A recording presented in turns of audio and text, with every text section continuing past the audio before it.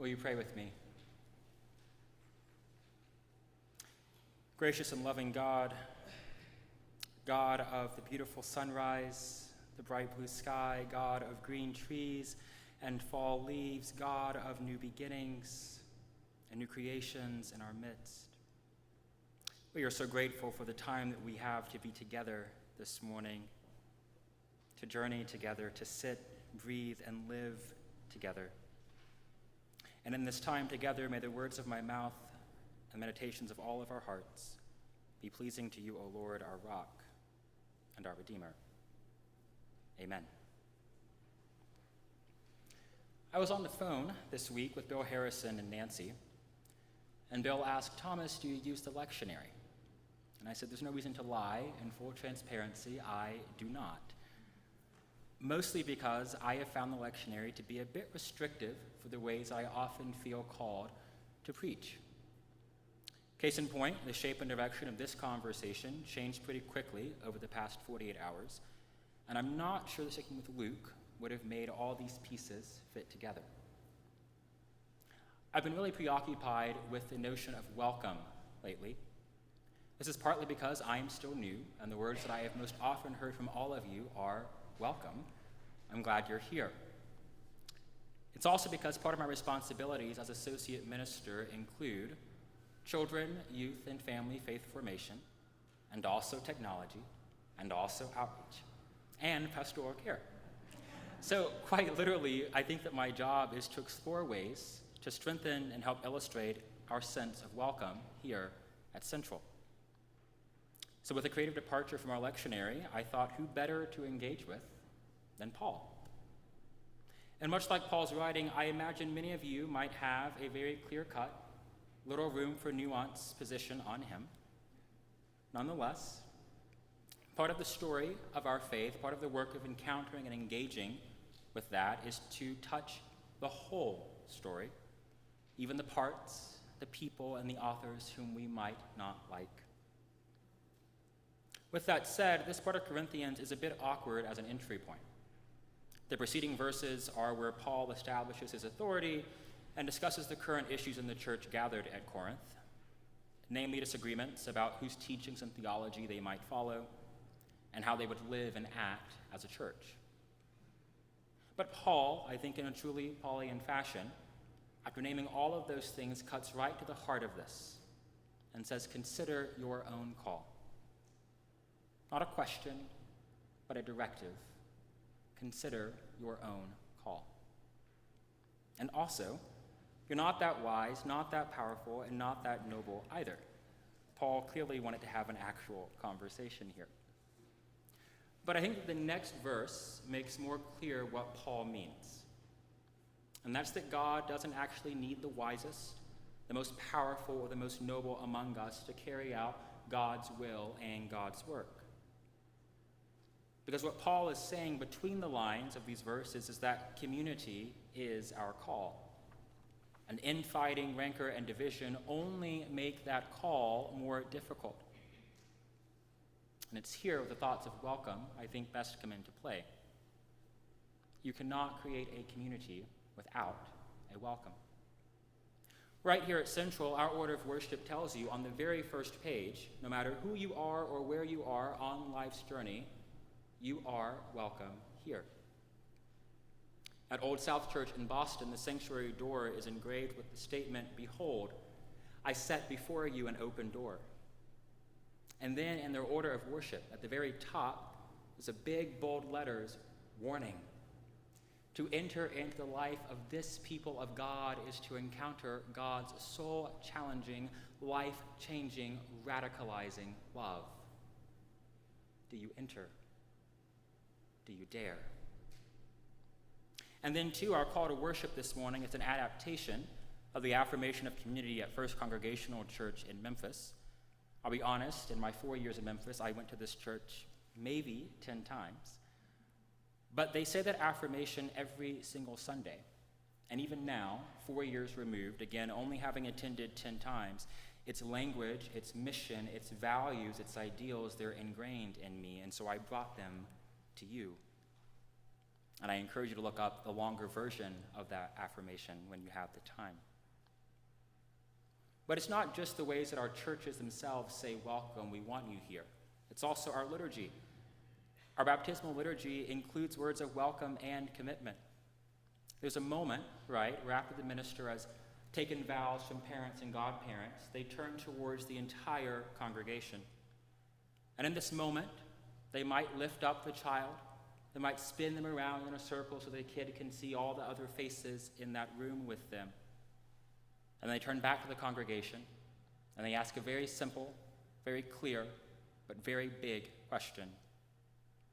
Do you promise to love, care, and support this child or these children? Again, it's clear, it's straightforward, it's easy to understand, but it carries with it such a great reality and such an awesome consequence. Because if you affirm that question, if you say, yes, we promise to love, care, and support these people, then you are saying that you stand alongside God in recognizing that that person is already loved and called beloved, and you have welcomed them into your community, into your life. And in doing that, and accepting and giving that welcome, we also accept and assume some responsibility for their well-being. On the part of parents, by having their child baptized, they acknowledge that they will not walk this faith journey alone. They will not walk the journey of raising a family alone. They will do so in a community of people who have committed themselves voluntarily to being a part of that journey. In saying those words together, all of us in that moment acknowledge and accept some call to a shared common life. All of us in that moment acknowledge and accept some commitment that we will be together, that we will share the highs and the lows, that we will comfort and challenge, we will push and pull, that we will live and love together. Those are all really nice words, but I think every one of us can be honest and admit that none of that is easy. There will be growing pains. There will be moments where some people decide they just can't make the same commitment any longer. There will be times when folks feel that sense of welcome, but they wonder whether they are actually truly included. And so the community has a responsibility to receive that feedback, to adapt, to adjust, to respond. We've seen this before. If someone is unable to easily make their way down the aisle to receive communion, you take the elements to them. From my seat here in the past few Sundays, I've noticed the look of anxiety, if not outright fear, from parents as a crayon rolls down the aisle. Because in that moment, they're thinking to themselves, amid all the other things going on, how far and how fast is that crayon moving? Because that tells me how far and how fast I have to go to chase that crayon. And so because we don't want parents to feel anxiety or fear while they're in this space, we found new crayons that don't roll because they're shaped like triangles. Again, you say welcome, and then you say you're included here. If you recall that some folks, old and young alike, just like to use their hands, and that maybe sitting in a service for an hour being talked at doesn't always hold your attention, so maybe you want to play with wooden blocks, but you're afraid of the noise. So we found quiet blocks made of foam so that you can still use your hands, can still be present in the service, can still have the kinetic and tactile engagement you want or need to have, and yet not feel fear of causing a disturbance or noise. You wear a name tag because there will always be somebody new, and maybe they don't want to feel alone with a big bright sign that says, "This is my name, who are you?" You accept and acknowledge that indeed you are not that wise, not that powerful, and not that noble, and that's okay. Because in fact, God doesn't need any of us to be any of those things in order to carry out their work, in order to live our call in our time, in our lives.